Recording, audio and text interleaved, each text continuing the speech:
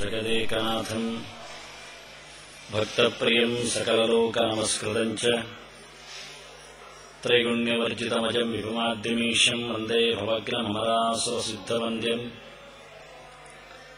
ನಾರಾಯಣಂ ನಮಸ್ಕೃತ್ಯ ನರಂ ಚೈವ ನರೋತ್ತಮಂ ದೇವೀಂ ಸರಸ್ವತೀಂ ವ್ಯಾಸಂ ತತೋ ಜಯಮುದೀರಯೇತ್.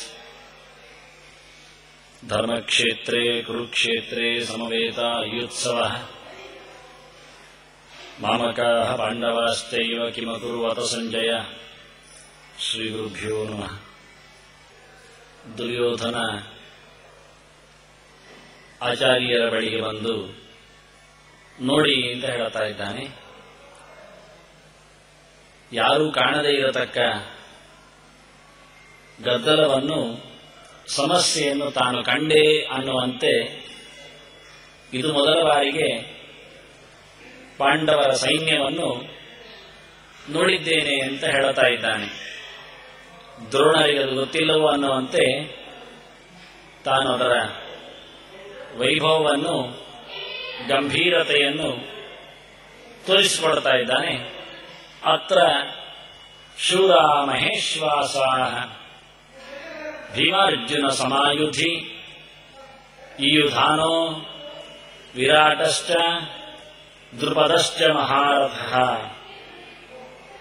ಮಗದೊಮ್ಮೆ ತನ್ನ ಗೊಂದಲವನ್ನು ಈ ಮಾತಿನಲ್ಲಿಯೂ ತೋರಿಸಿಕೊಡ್ತಾ ಇದ್ದಾನೆ ದುರ್ಯೋಧನ. ಇಲ್ಲಿ ಅಂತಾನೆ, ಅತ್ರ ಅಂತ, ನಿಜವಾಗಿ ಅಲ್ಲಿ ಅಂತ ಹೇಳಬೇಕು. ಇಲ್ಲಿ ಆತನ ಸೈನ್ಯ ಇರುವುದು, ಅಲ್ಲಿ ಇರುವುದು ಪಾಂಡವರ ಸೈನ್ಯ. ಆದರೆ ಹಿಂದಿನ ಹಾಗೆಯೇ ತನ್ನ ಮಾತಿನಲ್ಲಿ, ಗಡಿಬಿಡಿಯಲ್ಲಿ ಪಾಂಡವರ ಸೈನ್ಯ ತನ್ನ ಮೇಲೆಯೇ ಬಿದ್ದಿದೆ ಅನ್ನೋ ಹಾಗೆ ಇಲ್ಲಿದೆ ನೋಡಿ ಅಂತ ಹೇಳುತ್ತಾನೆ. ಅತ್ರ ಶೂರಾಃ ಮಹೇಶ್ವಾಸಾಃ ಭೀಮಾರ್ಜುನ ಸಮಾಹ ಯುಧಿ. ಇಲ್ಲಿ ಸೈನ್ಯದ ಜನರ ಬಗ್ಗೆ ಹೇಳುವುದಾದರೆ ದುರ್ಯೋಧನ ಹೇಳುತ್ತಾನೆ, ಮೂರು ಮಾತನ್ನು ಹೇಳುತ್ತಾನೆ. ಇಲ್ಲಿ ಶೂರರು ಅಂತ, ಶೂರರು ಅಂತ ಹೇಳಿದರೆ ಸಂಸ್ಕೃತದಲ್ಲಿ ಶೂರ ಶಬ್ದ ಸಿಂಹವನ್ನು ಹೇಳುತ್ತದೆ. ಸಿಂಹದ ಹಾಗೆ ವೈರಿ ಪಡೆಗಳ ಮೇಲೆ ಹಾರುವ ತಾಕತ್ತು, ಹಿಂಜರಿಯದ ಸಾಮರ್ಥ್ಯ, ಅಷ್ಟೇ ಅಲ್ಲದೆ ಎಷ್ಟು ದೊಡ್ಡ ಪಡೆಯನ್ನು ಸಹ ಮುಗಿಸುವ ಹವಣಿಕೆ ಇದು ಸಿಂಹದಲ್ಲಿದೆ. ಅದರಿಂದ ಇವರೆಲ್ಲ ಸಿಂಹಗಳು ಅಂತಾನೆ. ಇವರೆಲ್ಲ ಸಿಂಹಗಳಂತೆ ಹಾದು ನನ್ನ ಮೇಲೆ ಹೊಂಚಿ ನಮ್ಮ ಸೈನ್ಯವನ್ನು ಕೊಚ್ಚಿ ಹಾಕ್ತಾರಲ್ಲ ಅಂತ ತಾನು ಸಮಸ್ಯೆಯನ್ನು ಬಿಡಿಸ್ತಾ ಇದ್ದಾನೆ. ಸಿಂಹಗಳು ಎಷ್ಟು ದೊಡ್ಡ ಆನೆಯ ಮೇಲೂ ಹಾರತಾವೆ. ಹಾಗಾಗಿ ಇವನಿಗೆ ಸೈನ್ಯದ ರಾಶಿ ಲೆಕ್ಕ ಇಲ್ಲ. ನಿಜವಾಗಿ 11 ಅಕ್ಷಯಣಿ ಸೈನ್ಯ ದುರ್ಯೋಧನನದ್ದು, 7 ಅಕ್ಷಯಣಿ ಸೈನ್ಯ ಪಾಂಡವರದ್ದು. ಬಹಳ ಕಡಿಮೆ ಇದೆ, ಅರೆವಾಸಿ ಕಮ್ಮಿ ಇದ್ದಾಗೆ ಕಾಣುತ್ತೆ. ಆದರೂ ಇವ ಹೇಳುತ್ತಾನೆ, ಅದು ನಮ್ಮ ಪಡೆಯ ಮೇಲೆ ಹಾರಲಿಕ್ಕೆ ಸಮರ್ಥ. ಯಾಕೆಂದ್ರೆ ಸಣ್ಣ ಸಿಂಹ ಆದರೂ ದೊಡ್ಡ ಆನೆಯನ್ನು ಮುಗಿಸ್ತದೆ ಅಂತ. ದೃಷ್ಟಾಂತ ಭಾರಿ ಚಂದ. ಇದು ಶೂರರಂತೆ, ಅಂದ್ರೆ ಸಿಂಹಗಳಂತೆ ಇವರು ಶೂರರು. ಶೂರರು ಶಬ್ದಕ್ಕೆ ಇವತ್ತಿನ ವ್ಯಾಕರಣಕಾರರು ಚೆನ್ನಾಗಿ ಅರ್ಥ ಹೇಳೋದಿಲ್ಲ. ಹಳೆ ವ್ಯಾಕರಣಗಳಲ್ಲಿ ಒಳ್ಳೆ ಅರ್ಥ ಇದೆ. ಶೂರ ವೀರ ವಿಕ್ರಾಂತವು ಅಂತ. ಶೂರ ಅಂದ್ರೆ ಅವನು ಹೆಜ್ಜೆ ಮುಂದಿಟ್ರೆ ಮತ್ತೆ ಹಿಂದಿಡುವುದಿಲ್ಲ ಅಂತ. ಅಗ್ರೇ ಗಚ್ಚತಿಯಿಂದ ಶೂರಯತಿ ಅಂದರೆ ಇಟ್ಟ ಹೆಜ್ಜೆಯನ್ನು ಹಿಂದೆ ತೆಗೆಯುವುದಿಲ್ಲ, ದಿಟ್ಟದಾದ ಕಾದಾಟ ಕೊಡ್ತಾನೆ. ಅದರಿಂದ ಅವನನ್ನು ಶೂರ ಅಂತ ಹೇಳ್ತಾನೆ. ಯುದ್ಧದಲ್ಲಿ ಬೇಕಾಗಿರತಕ್ಕ ಮೊದಲ ಧರ್ಮ ಯಾವುದು ಕೇಳಿದ್ರೆ ಕ್ಷತ್ರಿಯರ ಧರ್ಮ ಯುದ್ಧದಲ್ಲಿ ಹಿಂದೆ ಬಾರದಿರುವುದು. ಯುದ್ಧದಲ್ಲಿ ಪಲಾಯನ ಮಾಡಿದರೆ ಅವನು ಸ್ವಧರ್ಮವನ್ನು ಮಾಡಿದಂತೆ ಇಲ್ಲ, ಅದರ ಒಟ್ಟಿಗೆ ಅವನು ಕ್ಷತ್ರಿಯನೂ ಅಲ್ಲ, ಹೇಳಿ ಆಗ್ತಾನವ. ಅದರಿಂದ ಇವರೆಲ್ಲರೂ ಶೂರರಿದ್ದಾರೆ. ಇವರು ನಮ್ಮ ಪಾಳೆಯದ ಮಂದಿಯನ್ನು ಮುಗಿಸಿಯೇ ಹಿಂದೆ ಹೋಗುವುದು, ನಡುವೆ ಎಂದು ಹಿಂದೆ ಕಾಲಿಡುವವರಲ್ಲ ಎನ್ನತಕ್ಕಂತಹ ಅವರ ಎದೆಗಾರಿಕೆಯನ್ನು ಈತ ಅಂಜುಬುರುಕ ದುರ್ಯೋಧನ ತೋರಿಸಿಕೊಡ್ತಾ ಇದ್ದಾನೆ. ಅತ್ರ ಶೂರಾಹ, ಇಲ್ಲಿ ಎಲ್ಲ ಸಿಂಹರೇ ಅಲ್ವಾ ಅಂದ. ನಮ್ಮದೆಲ್ಲ ನರಿಗಳಿದ್ದಾಗೆ ಇವರೆಲ್ಲ ಸಿಂಹಗಳಂತಿದ್ದಾರೆ. ಮುಂದಿಟ್ಟ ಹೆಜ್ಜೆ ತೆಗೆಯುವುದಿಲ್ಲ, ನಮ್ಮ ದೊಡ್ಡ ದಂಡನ್ನೇ ಮುಗಿಸಿ ಬಿಡ್ತಾರೆ ಅಂತ. ಮತ್ತೊಂದು ಶೂರ ಶಬ್ದಕ್ಕೆ ಅರ್ಥ ಇದೆ, ಅದು ಹಳೆಯ ಸಂಸ್ಕೃತದಂತೆ.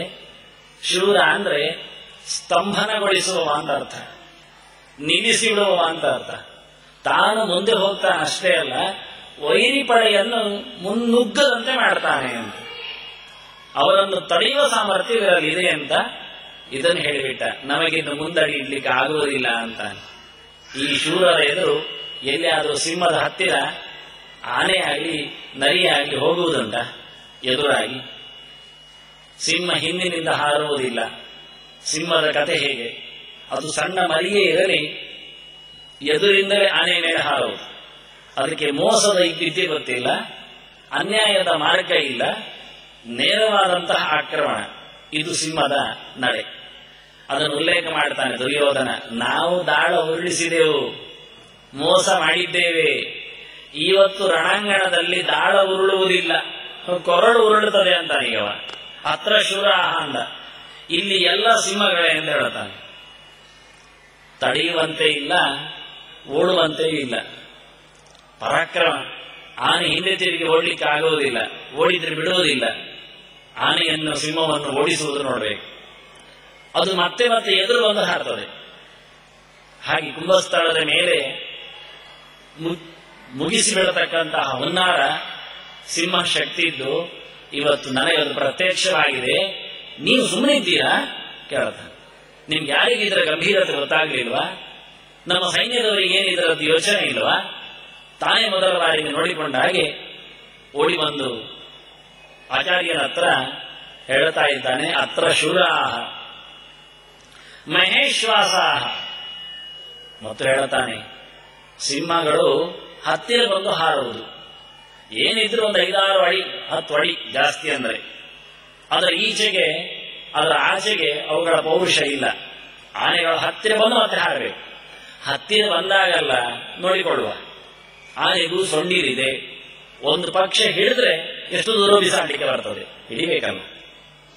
ಹೇಳುದವ ಸ್ವಲ್ಪ ಸಮಾಧಾನ ತಗೊಳ್ಳೋದು. ಎಲ್ಲಿಯಾದರೂ ಪಾಂಡವರ ಪಡೆ ನಮ್ಮ ಮೇಲೆ ನುಗ್ಗಿದರೆ ಹತ್ತಿರ ಬಂದಾಗ ನಾವು ಅವರನ್ನು ಹಿಡಿದು ಅಪ್ಪಚ್ಚಿ ಮಾಡುವ ಅಂತ ಕೇಳಿದ್ರೆ ದುರ್ಯೋಧನ ಹೇಳ್ತಾನೆ, ಇದು ಹಿಡಿಲಿಕ್ಕೆ ಸಿಗುವ ಸಿಂಹಗಳು ಅಲ್ಲ, ಮಹೇಶ್ವಾಸ. ಇದು ಭಾರಿ ದೂರದಲ್ಲಿ ಕಾದಾಡ ಕೊಡತಕ್ಕಂತಹ ಸೈನ್ಯ ಇದೆ. ದೊಡ್ಡ ಬಿಲ್ಲೋಜರು ಅಂತ. ಇಶು ಅಂದ್ರೆ ಕಣೆ, ಬಾಣ. ಬಾಣಕ್ಕೆ ಇಶು ಅಂತ ಹೇಳ್ತಾರೆ. ಅದು ಎಲ್ಲಿಂದ ಹೊರಗೆ ಹಾರುತ್ತದೆಯೋ ಅದು ಇಶ್ವಾಸ. ಇಶು ಆಸ. ಆಸ ಅಂದ್ರೆ ಅಸ್ಯತೆ ಅಂತ, ನಿರಸ್ಯತೆ ಅಂತ, ಹೊರಗೆ ಹಾರುವಂಥದ್ದು ಅಂತ. ಬಾಣಗಳು ಎಲ್ಲಿಂದ ಹೊರಗೆ ಹಾರತಾವೋ ಅದಕ್ಕೆ ವಿಶ್ವಾಸ ಅಂತ ಕರೀತಾರೆ. ಬಿಲ್ಲಿಗೆ ವಿಶ್ವಾಸ ಅಂತ ಹೆಸರು. ಅದನ್ನ ವಿಶ್ವಾಸಗಳು, ಬಿಲ್ಲುಗಳು ಇವರಲ್ಲಿ ದೊಡ್ಡದಾಗಿವೆ ಅಂದ. ಬಿಲ್ಲು ದೊಡ್ಡದಾಗಿದೆ ಅಂದ್ರೆ ಬಿಲ್ಲಿನ ಗಾತ್ರ ದೊಡ್ಡದಲ್ಲ, ಬಿಲ್ಲನ್ನು ಉಪಯೋಗಿಸುವ ತಾಕತ್ತು ಅವರದು ದೊಡ್ಡದು ಅಂತ. ಅಂದ್ರೆ ಒಳ್ಳೆ ಬಿಲ್ಲುಗಾರರು ಅಂತ. ಮಹೇಶ್ವಾಸ ಅಂದ್ರೆ ದೊಡ್ಡ ಕತ್ತಿಯವರು ಅಂತ ಹೇಳಿದ್ರೆ ಕತ್ತಿ ದೊಡ್ಡದೇನಲ್ಲ, ಕತ್ತಿಯಲ್ಲಿ ಹೊಡೆಯುವುದು ದೊಡ್ಡದಿರ್ತದೆ ಅಂತ. ಹಾಗೆ ಇವರು ದೊಡ್ಡ ಬಿಲ್ಲು ಹಿಡಿದಿದ್ದಾರೆ ಅಂತ. ಬಿಲ್ಲುಗಾರರಲ್ಲಿ ಅತ್ಯಂತ ಹೆಚ್ಚಳದವರು ಬಿಲ್ಲೋಜರಿದ್ದಾರೆ. ಆದ್ರಿಂದ ಅವರ ಬಿಲ್ಲಿನ ಕತೆ ನೋಡಿದ್ರೆ ಅವರು ಎಷ್ಟೊತ್ತಿಗೆ ಬಾಣ ಎಸಿತಾರೆ ಅಂತ ಗೊತ್ತಿಲ್ಲ. ಅದರಿಂದ ವಿಶ್ವಾಸ ಅಂತ ಹೇಳಿದಾಗ ಬಾಣ ಎಸೆತದ ಮೋಡಿ ಅವರದ್ದು ಅತ್ಯಂತ ವಿಚಿತ್ರ. ಸಿಂಹದಾಗಿ ಹತ್ತಿರ ಬಂದ ಹರವುದಲ್ಲ, ಅತ್ಯಂತ ದೂರದಲ್ಲಿದ್ದುಕೊಂಡೇ ಸಿಂಹದ ಪರಾಕ್ರಮದಿಂದ ನಮ್ಮ ಆನೆಯ ಸೈನ್ಯ, ದೊಡ್ಡ ಗಾತ್ರದ ಸೈನ್ಯ ಅದು ನೆರಹಚ್ಚುತ್ತೆ ಅಂತಾನೆ. ಅತ್ರ ಶೂರ ಮಹೇಶ್ವಾಸ. ಇದರಿಂದ ಲಾಭ ಯಾರಿಗೆ ಕೇಳಿದ್ರೆ ಅವರು ಶೂರರು ಅಂದ್ರು. ಶೂರರ ಕಥೆಯನ್ನು ಕೇಳಿದ್ರೆ ಶಾ ಅಂದ್ರೆ ಸುಖ, ಅದನ್ನು ಊರ ಅಂದ್ರೆ ಉರರೀಕೃವಂತಿಯಿಂದ ಗಟ್ಟಿ ಮಾಡ್ತಾರೆ ಅಂತ. ಸುಖ ಪಡೀಲಿಕ್ಕೆ ಅವರು ಸಮರ್ಥರಾಗ್ತಾರೆ. ನಮ್ಮನ್ನು ಮಣಿಸುವ ಮೂಲಕ, ಬಗ್ಗಿಸುವ ಮೂಲಕ ನಮ್ಮ ಎಲ್ಲ ಸಾಮ್ರಾಜ್ಯವನ್ನು ಅವರು ಕಿತ್ತು ಬಿಡ್ತಾರೆ. ನಾಳೆ ಅವರೇ ರಾಜರು, ನಮ್ಮದೇನು ಉಳಿಯಿತು. ಅದರಿಂದ ಅತ್ರ ಇಲ್ಲಿ ಬಂದು ಬಿಟ್ರು, ನಮ್ಮ ಪಾಳ್ಯಕ್ಕೆ ಬಂದಾಯಿತು, ಇನ್ನು ಅವರೇ ರಾಜರಾಗ್ತಾರೆ, ಅವರೇ ಸುಖ ಪಡ್ತಾರೆ. ನಮಗೆ ನಾವು ಸುಖ ಪಡಬೇಕು ಅಂತ ಇರ್ತದೆ, ಅವರು ಸುಖ ಪಡಬಾರದು ಅಂತ ಇರ್ತದೆ. ನಾವೇ ಸುಖ ಪಡಬೇಕು ಅಂತ ಇರ್ತದೆ. ಮನುಷ್ಯನ ಆಸೆಗೆ ತೊಂದರೆ ಇಲ್ಲ, ದೇವರು ಒಪ್ತಾನೆ. ಆಸೆ ಇಲ್ಲದವ ಮನುಷ್ಯನು ಬೇಕು, ಆಸೆಗಳು ಬೇಕು. ಓದಬೇಕು ಅಂತ ಬೇಕು, ಕಲಿಬೇಕು ಅಂತ ಬೇಕು, ದೊಡ್ಡವನಾಗಬೇಕು ಅಂತ ಬೇಕು, ಬುದ್ಧಿವಂತ ನೆನೆಸಿಕೊಳ್ಳಬೇಕು ಬೇಕು, ಕೀರ್ತಿ ಪಡಿಬೇಕು, ಎಲ್ಲ ಬೇಕು. ಆದರೆ ದೇವರು ಹೇಳುತ್ತಾನೆ, ಆಸೆ ಸರಿ, ಅತ್ಯಾಸೆ ಅತ್ಯಾಸೆಯು ಸರಿ ಅಂತಾನೆ. ಯಾಕೆ? ಮಹಾತ್ಮ ಇದ್ರೆ, ಅತಿಮಾನುಷ ಇದ್ರೆ ದೊಡ್ಡ ಆಸೆಗಳು ನೆರವೇರುತ್ತೆ. ಸಾವಿರಾರು ವಿದ್ಯಾರ್ಥಿಗಳು ಇರಬೇಕು, ಆಗ್ಬೋದು. ಎಲ್ಲರಿಗೂ ಆಗುವುದಿಲ್ಲ. ಎಲ್ಲರಿಗೂ ಸಾವಿರಾರು ವಿದ್ಯಾರ್ಥಿಗಳಾದ್ರೆ ಮತ್ತೆ ಪಾಠ ಹೇಳುವವರು ಯಾರು? ಹಾಗಾಗಿ ವಿದ್ಯಾರ್ಥಿಗಳು ಇರಬೇಕೆನ್ನುವ ಅತ್ಯಾಸೆಗಳು, ಎಲ್ಲ ಗ್ರಂಥಗಳ ಅಧ್ಯಯನ ಆಗಬೇಕು ಅಂತ ಯೋಚನೆ, ಅದು ಅತ್ಯಾಸೆ ನಡೀತದೆ. ದೇವರು ಹೇಳ್ತಾನೆ, ಅತ್ಯಾಸೆಯೂ ಆಗಬಹುದು ಅತಿಮಾನುಷ ಶಕ್ತಿ ಇದ್ರೆ, ದುರಾಸೆ ಮಾತ್ರ ಆಗೋದು ಅಲ್ಲ. ಅದೇಂತದ್ದು ಕೇಳಿದೆ, ನಾನು ಮಾತ್ರ ಸುಖವನ್ನು ಪಡೆಯಬೇಕು, ಇನ್ನೊಬ್ಬನ ಕೈ ಖಾಲಿ ಆಗಬೇಕು ಅಂತ, ಇದು ದುರಾಸೆ. ಅವನ ಸೊತ್ತು ನನಗೆ ಬರಬೇಕು ಅಂತ. ದುಡ್ಡು ಬೇಕು ಎನ್ನುವುದು ಆಸೆ, ಎಲ್ಲರಿಗೂ ಸರಿ. ತುಂಬಾ ದುಡ್ಡು ಬೇಕು ಎನ್ನುವುದು ಅತ್ಯಾಸೆ, ಅದು ಸರಿ. ಅವನ ದುಡ್ಡು ನನಗೆ ಬೇಕು, ಅವನಿಗೆ 0 ಇರಬೇಕು ಅಂತ, ಇದು ದುರಾಸೆ. ಕೌರವರು ಮಾಡಿದ್ದದನ್ನು ಧೃತರಾಷ್ಟ್ರ ಹೇಳಿದ. ರಾಜಸೂಯವನ್ನು ಕೇಳಿದಾಗ ಸಂಪತ್ತು ತಾನೆ, ಅದಕ್ಕೇನು ಪಾಂಡವರಲ್ಲಿ ಉಂಟು ಅಂತಲ್ವಾ, ಇರಲಿ. ಅವರು 5 ಜನ, ನೀವು 100 ಜನ, 20 ಪಾಲು ಸಂಗ್ರಹ ಮಾಡಿ ಅಂದ ಧೃತರಾಷ್ಟ್ರ. ನನ್ ಕೊಡ್ಬೇಡಿ, ದೊಡ್ಡ ದುಡ್ಡು ಮಾಡಿ ನೀವು ಅಂತ. ಅವರಿಗಿಂತ 20 ಪಾಲು ನಿಮಗೆ ಉಂಟು ಹೇಳಿದಷ್ಟು ದೊಡ್ಡದಾಗಲಿಲ್ಲ. ಆಗ ಹೇಳ್ತಾನೆ ದುರ್ಯೋಧನ, ಆಗಲ್ಲ, ಅದೇ ಬೇಕು ನನಗೆ ಅಂದ. ಪಾಂಡವರದ್ದೇ ಸಂಪತ್ತು ನನಗೆ ಬೇಕು, ಹೊಸತು ಬೇಡ ಅಂದ. ಅವರಿಗಿರಬಾರದು, ನನಗೆ ಬೇಕು ಅಂತ, ಇದು ದುರಾಸೆ. ಇದನ್ನು ಹೇಳ್ತಾ ಇದ್ದೇನೆ ಈಗ. ಮಹೇಶ್ವಾಸ, ಅವರು ಅಲ್ಲಿಂದಲೇ ಎಸೆದು ನಮ್ಮ ಸೊತ್ತನ್ನು ಕಬಳಿಸ್ತಾರಲ್ಲ ಅಂತ. ದುಶ್ಯಾಸನನು ಧೃತರಾಷ್ಟ್ರನಿಗೆ ಹೇಳಿದ್ದ. ಮೊದಲ ಬಾರಿಗೆ ಜೂಜಾದಾಗ ದ್ರೌಪದಿಯ ಬಟ್ಟೆ ಎಳೆದಾಗ ಇನ್ನೇನು ಸಾಯ್ತಾರೆ ಮಕ್ಕಳು ಅಂದಾಗ ದಮ್ಮಯ್ಯ ಹಾಕಿದ್ದಕ್ಕೆ ಧೃತರಾಷ್ಟ್ರ ಹೇಳಿದ, ಏನ್ ಬೇಕಮ್ಮ ಅಂತ. ಅದಕ್ಕೆ ದ್ರೌಪದಿ ಹೇಳಿದ್ಲು, ನಮ್ಮ ಗಂಡಂದಿರನ್ನು ಬಿಟ್ಟುಕೊಡಿ ಅಂತ. ಬಿಟ್ಟುಕೊಟ್ರು. ಧೃತರಾಷ್ಟ್ರ ಹೇಳ್ತಾನೆ, ನಿನ್ನ ಸೊತ್ತು ನಿಮಗೆ ಆಗಲಿ, ಇಂದ್ರಪ್ರಸ್ಥಕ್ಕೆ ಹೋಗಿಬಿಡಿ ಅಂತ. ಆಗ ದುಶ್ಯಾಸನ ಹೇಳ್ತಾನೆ, ಛೇ ಮುದುಕ, ಹಾಳು ಮಾಡಿದ. ಕಷ್ಟೇ ರೋಪಾರ್ಜಿತಂ ದ್ರವ್ಯಂ ಅಂತ, ನಾವು ತುಂಬಾ ಕಷ್ಟಪಟ್ಟು ಪಡೆದೆವು, ಧರ್ಮಕ್ಕೆ ಕೊಟ್ಟ ಅಂದ. ಇವಾಗ ಕಷ್ಟಪಟ್ಟು ಪಡೆದಂದ್ರೆ ದುಶ್ಯಾಸನ ಅವ್ರು ಹೇಳುವ ವಾಕ್ಯ, ನಾವು ತುಂಬಾ ಒದ್ದಾಡಿ ಪಡೆದೆವು ದುಡ್ಡನ್ನು, ಇವ ಧರ್ಮಕ್ಕೆ ದಾನ ಮಾಡಿಕೊಟ್ಟವನಿಗೆ ನಾಚಿಕೇಡು ಮುದುಕ ಅಂತ ಬೈತಾನ ಅಪ್ಪನಿಗೆ. ಅದರಿಂದ ಇವರು ಯೋಚನೆ ಮಾಡ್ತಾನೆ ದುರ್ಯೋಧನ, ನಾವು ಇವತ್ತು ದಾಳದಲ್ಲಿ ಪಡೆಯಲಿಕ್ಕೆ ಆಗದ್ದು ಸೊತ್ತು ಇವತ್ತು ಬಾಣದಲ್ಲಿ ಹೋಗಿಬಿಡ್ತದ ಅದು ಅಂತಾನೆ. ಭಾರಿ ಜೋರಾಗಿದ್ದಾರೆ, ಒಂದೇ ಬಿಟ್ರಲ್ಲ ಅಂದ. ಅತ್ರ ಶೂರಾಹ ಮಹೇಶ್ವಾಸ. ಈತ ತನ್ನ ಗುರುಗಳಿಗೆ ಮಹೇಶ್ವಾಸ ಶಬ್ದ ಹಾಕಲಿಲ್ಲ, ದೊಡ್ಡ ಬಿಲ್ಲೋಜರು ಅಂತ ಹೇಳಲಿಲ್ಲ, ಭೀಷ್ಮನಿಗೆ ಹೇಳಲಿಲ್ಲ, ಭಾರಿ ದೊಡ್ಡ ಅಸ್ತ್ರಶಸ್ತ್ರ ಸಂಪನ್ನರು ಅಂತ. ಎದುರು ನಿಂತ ಕಾಲಾಳುಗಳನ್ನು ಕಂಡು ಹೇಳ್ತಾ ಇದ್ದಾನೆ, ಬೊಬ್ಬೆ ಹೊಡಿತಾ ಇದ್ದಾನೆ, ಇವರೆಲ್ಲ ಭಾರಿ ಜೋರಿದ್ದಾರೆ, ದೊಡ್ಡ ಬಿಲ್ಲೋಜರಿದ್ದಾರೆ ಅಂತ. ಅಂದ್ರೆ ಎಷ್ಟು ಹೆದರಿಕೆ ಆಗಿರಬೇಡ ಅವನಿಗೆ. ಅತ್ರ ಶೂರಾಹ ಮಹೇಶ್ವಾಸ ಭೀಮಾರ್ಜುನ ಸಮಾಹ ಯುಧಿ. ಇವನಿಗೆ ಪೂರ ಸನ್ನಿ ಹಿಡಿದಿದೆ. ಎದುರು ಕೂತವರು ಯಾರು ಕೇಳಿದ್ರೆ ಇವ ಹೇಳ್ತಾನೆ, ಎಲ್ಲರೂ ಭೀಮನಿಗೂ ಅರ್ಜುನಿಗೂ ಸಮ ಇದ್ದಾರೆ ಅಂದ. ಇಡೀ ಪಾಳೆಯದಲ್ಲಿ ಇದ್ದದ್ದು ಭೀಮಸೇನ ಒಬ್ಬ, ಅರ್ಜುನ ಒಬ್ಬ. ಭೀಮನಿಗೆ ಸಮನಾದವ ಇಲ್ಲ, ಇನ್ನೊಬ್ಬ ಇರಲಿಲ್ಲ. ಅರ್ಜುನನಿಗೆ ಸಮನಾದವ ಅವನು ಇರಲಿಲ್ಲ. ಇಡೀ 2 ಪಕ್ಷದಲ್ಲಿ ನೋಡಿದ್ರು ಇದ್ದದ್ದು ಭೀಮಸೇನ ಒಬ್ಬನೇ, ಅರ್ಜುನ ಒಬ್ಬನೇ. ಸಮನಾದವನು ಇನ್ನು ಯಾರೂ ಇರಲಿಲ್ಲ. ಭೀಮನಿಗೆ ಸಮನಾದವನು ಇರಲಿಕ್ಕೆ ಆಗುವುದಿಲ್ಲ. ದುರ್ಯೋಧನ ಲೆಕ್ಕದಂತೆ ಆ ಕಾಲದಲ್ಲಿ ಭೀಮ ಅತ್ಯಂತ ಎತ್ತರದವ, ಗಟ್ಟಿಮುಟ್ಟಿನ ಆಳು, ಕ್ಷತ್ರ ವಿದ್ಯೆಯಲ್ಲಿ ಅತ್ಯಂತ ನಿಸ್ಸೀಮ, ಬಲಾಢ್ಯ. ಅವ ಲೆಕ್ಕ ಹಾಕಿದ್ದ ಭೀಮಶ್ಚ. ಮತ್ತೆ ಬಿಟ್ಟರೆ ಬಲಭದ್ರಶ್ಚ. 2ನೇ ಲೆಕ್ಕದಲ್ಲಿ ಬಲರಾಮ ಇದ್ದಾನೆ, ಭಾರಿ ಜೋರಿದ್ದಾನವ, ಆದರೂ ಅವರು ಭೀಮನ ನಂತರದಲ್ಲಿ.